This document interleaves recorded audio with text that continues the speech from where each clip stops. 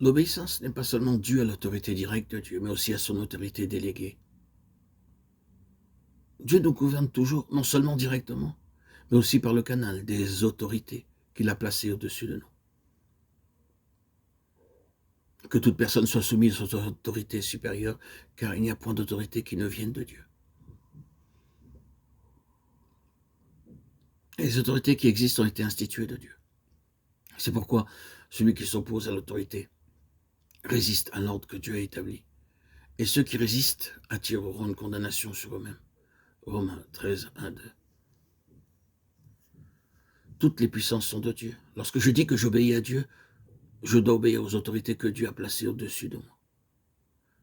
Si je résiste à l'autorité, je résiste à Dieu lui-même. Il y a certains domaines dans lesquels Dieu a gardé son autorité au-dessus de nous. Tout d'abord, dans notre vie familiale, où nous avons commencé d'apprendre l'obéissance. Le mari est le chef de la famille. La direction est confiée au mari par le Seigneur lui-même. Éphésiens 5, 21, 22. La femme est appelée à vivre dans la soumission à son mari. La femme qui n'est pas soumise à son mari n'est pas non plus soumise à Dieu. C'est ce que nous dit la parole de Dieu. Femmes, soyez soumises à vos maris comme au Seigneur. Éphésiens 5, 22.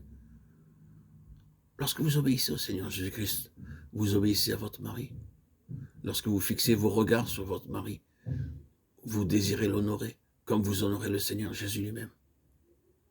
Comme l'Église est obéissante au Seigneur, de même, femmes, soyez soumises à vos maris. Vous ne pourrez jamais imaginer l'Église parlant contre Christ. Ce serait un blasphème. Paul parle non seulement d'obéissance, mais aussi de respect. Nous lisons dans 1 Pierre 3, 2, 9 à propos de la tenue des femmes.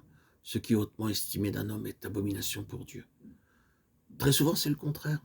Ce qui a un très haut prix aux yeux de Dieu est une abomination à la vue des hommes. Jésus estimait un esprit doux et tranquille comme un grand prix dont une femme doit se parer.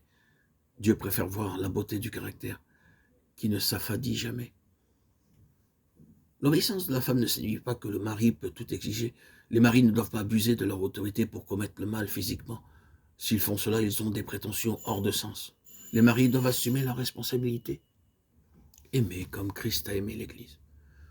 L'amour d'un mari a pour modèle le grand amour de Christ pour son épouse. Christ a aimé avec un amour de sacrifice. Il sacrifie à chaque chose pour l'Église. Il aima l'Église en dépit de ses défauts, de sa souillure. Ceci est l'amour au plus haut point. Son unique but est de se présenter une Église glorieuse, sans tache ni ride. Cette sorte d'amour changerait même un sorcier en ange. Si l'épouse n'obéit pas à son mari, le mari en est la cause. Les maris qui n'aiment pas leur épouse avec l'amour de sacrifice de Christ sont une faillite. C'est la sorte de mari que le Seigneur ne veut pas. Lorsque Paul écrit à propos des relations entre mari et femme, il ne parle pas seulement au sujet des privilèges, mais aussi des devoirs. L'obéissance commence au foyer. L'autorité déléguée et l'autorité parentale.